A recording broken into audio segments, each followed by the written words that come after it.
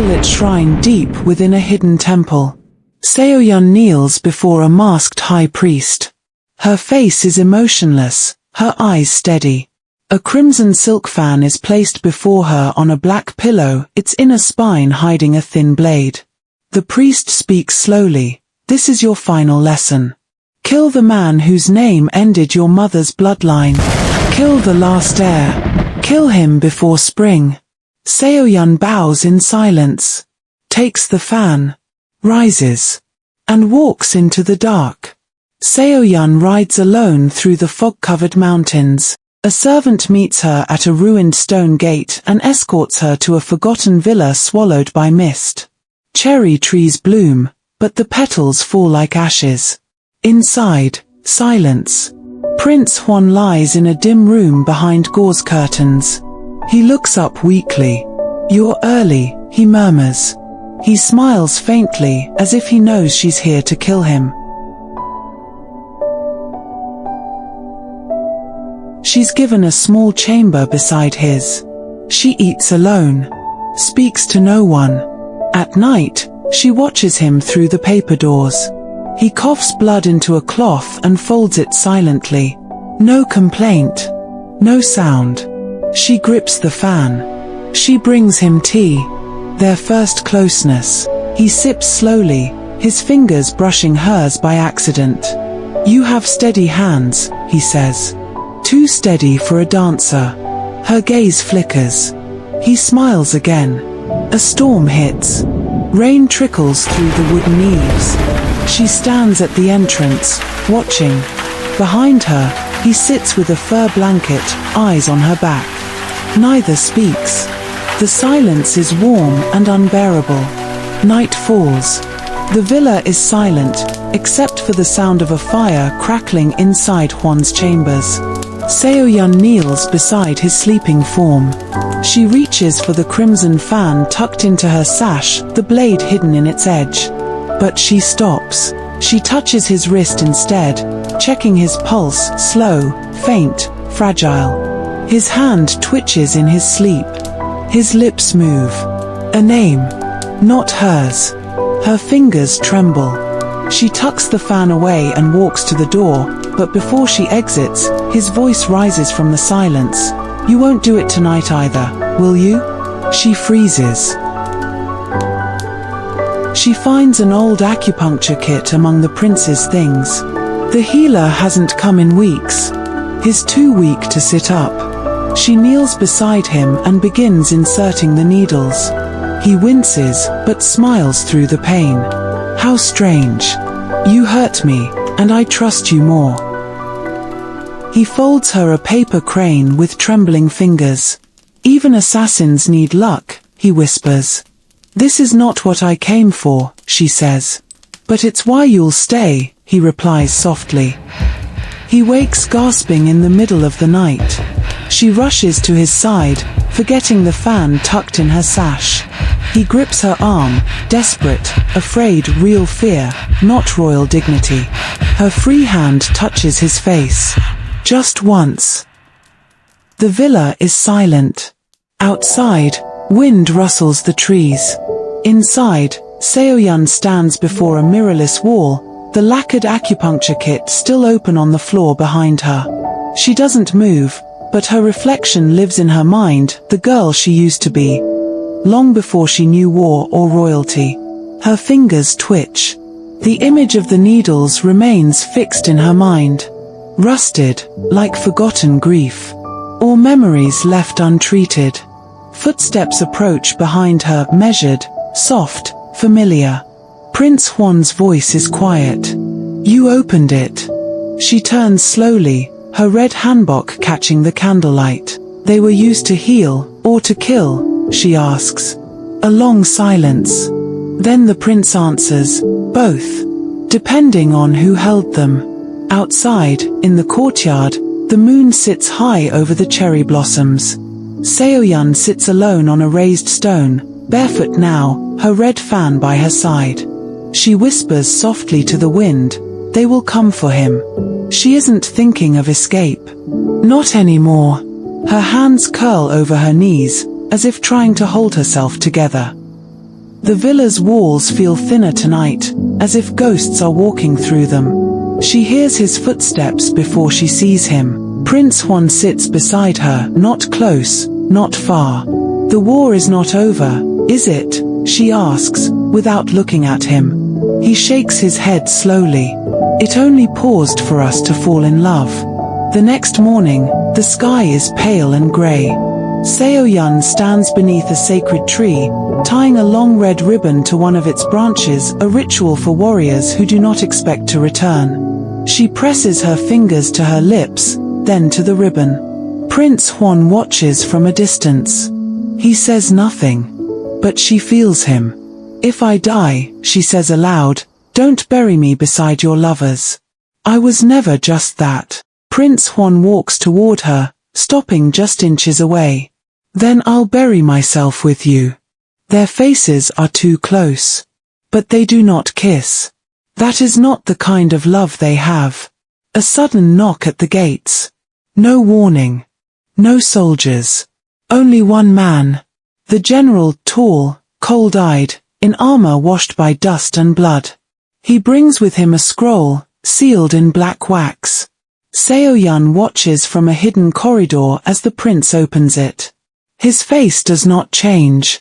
But something in the air does. "They've declared you a traitor," the general says quietly. "Both of you." Night falls again, this time, heavier. Seo-yeon is back in her chamber, dressed in a dark red underrobe. Her fan lies open beside a shallow bowl of water. She stares at her reflection in the water, a warrior, a lover, a threat. Prince Hwan enters without knocking. He kneels beside her. "Quiet. There's still time to run," he says. She doesn't move. "I'm tired of running." They sit in silence. Not touching. Not breathing. Just existing, as two people whose fate has already been sealed. A silk scroll lies open across a desk, words written, then crossed out, written again. Prince Hwan sits in silence. Behind him, Seo-yeon stands in the doorway, watching him.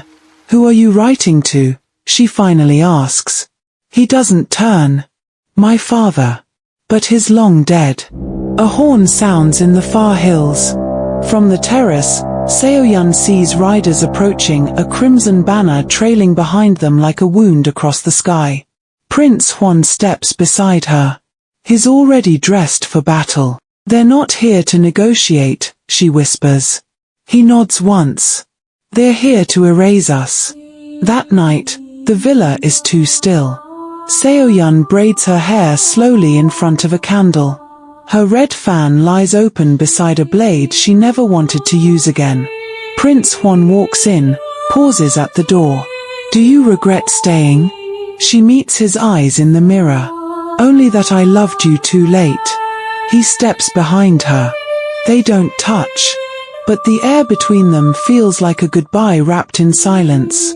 They sit back to back under the sacred tree. No words. Just breath, wind, and the slow pulse of night. Then, quietly, "If they kill me," Seo-yeon says, "you must live." Prince Hwan shakes his head against hers. "No. If they kill you. They've already killed me." The next morning, fog blankets the villa grounds. Soldiers move in, silent, swift, ghost-like. Seo-yeon and Prince Hwan stand side by side in the courtyard. She wields her red fan like a sword. He carries only his blade and his silence. A single arrow cuts through the air. It lands between them, a warning. Or a countdown. The battle begins like a whisper, then breaks into thunder. Under a rain of arrows, Seo-yeon dances through the courtyard, her red fan spinning with deadly grace, blades glinting along its edges. Each movement is both art and violence. Prince Hwan moves beside her like wind through steel, precise, quiet, merciless. Petals from the sacred tree fall between them, mixing with blood on the stones. In the aftermath, soldiers lie scattered across the villa. Prince Hwan stands still, breathing heavy. He grips his sword, but his sleeve is soaked with blood. Seo-yeon rushes to him. "You're wounded." He looks down, almost surprised. He didn't even feel it. "It doesn't matter," he says, trying to walk. But his legs falter. She drags him into a hidden chamber below the villa, now silent and sealed by time. She lights the lanterns with trembling fingers. "Lie down, please." He collapses against the stone wall. Seo-yeon pulls out the old acupuncture kit she found. Her hands hesitate, but then she begins. The air feels ancient, as if ghosts have paused to watch. Later, he sleeps. Seo-yeon kneels beside him in the flickering lantern light. She whispers more to herself than to him. "I never hated you. Even when I tried. Even when you took everything from my clan." She brushes his white hair from his face, her voice trembling. "What a cruel thing, to find your heart. Too late." Outside, another army arrives. A massive figure in black armor steps down from his horse, the northern general, face hidden behind a war mask. His voice is low and brutal. "Burn it all. Leave no breath behind." The soldiers fan out, torches in hand. Inside the villa, a single bell chimes, a secret signal from an old friend. Seo-yeon lifts her head. It's time to run. The mountain wind howled like a ghost.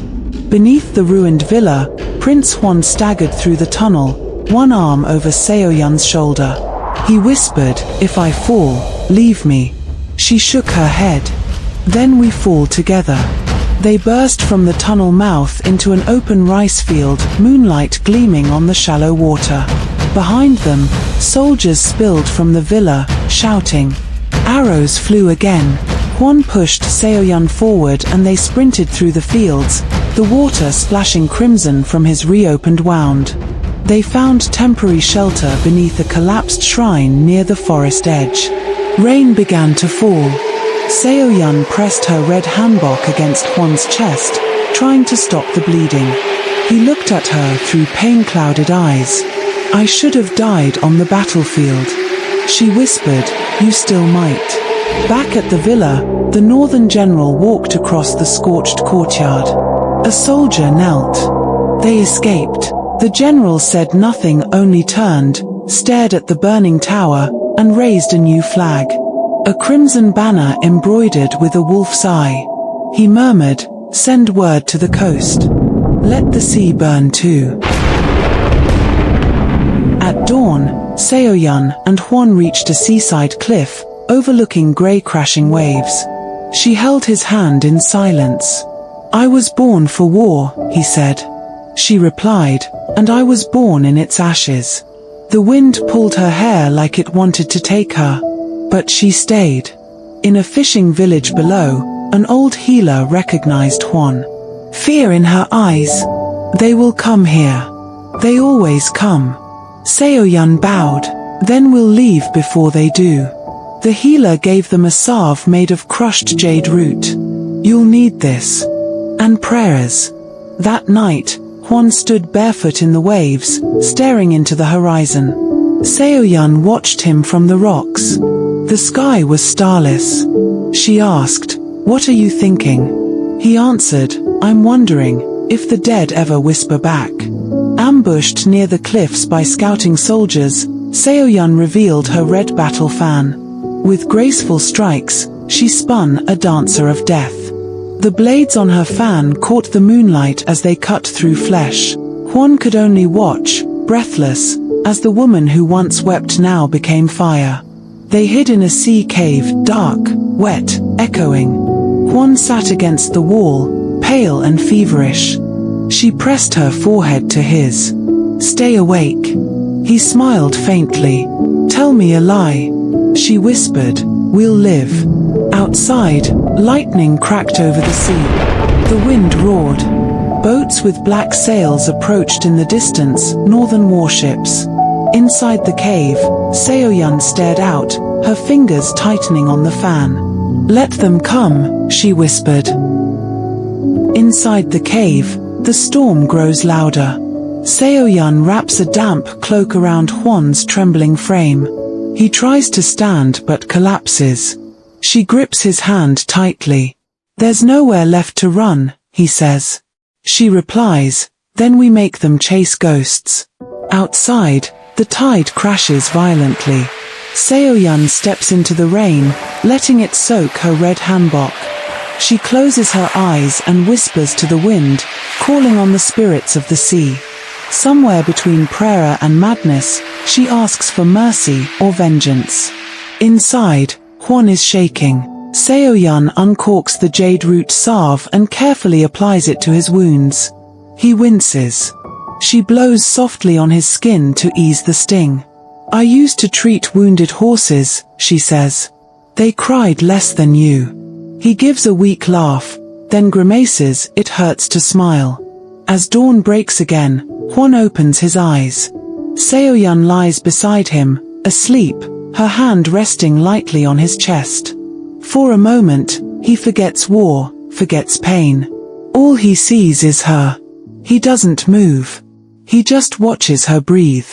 Outside the cave, enemy boots crush wet sand.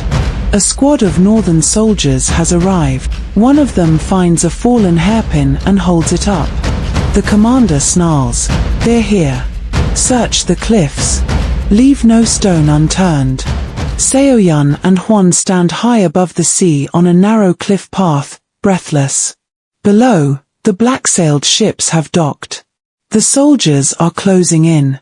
Hwan coughs blood into his palm, but hides it.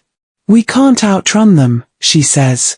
"I'll draw them away," he replies. She shakes her head. "You can barely stand." Then, softly, "Let me do it." Seo-yeon walks down the path alone, her crimson hanbok blazing in the sun. She lets her fan unfold slowly with a snap, like a war drum. She screams a fierce, ancient cry and charges into the soldiers like fire catching dry grass. They shout. They chase. Rain returns as steel clashes. Seo-yeon dances among them, her red battle fan soaked and glinting. One soldier falls. Then two. But there are too many. An arrow pierces her side. She gasps, staggers, but keeps fighting. Blood blooms beneath her as the ground becomes a shallow grave. Still, she smiles as she cuts one last throat. Then she falls to her knees, surrounded. As the sun breaks through the clouds, Seo-yeon lies on the blooded ground, eyes open to the sky. Wind brushes her hair like a gentle hand. Her red fan lies beside her, torn. A single white bird soars overhead. And then, silence. Her lips part, one last breath escaping. Not a word. Just a ghost.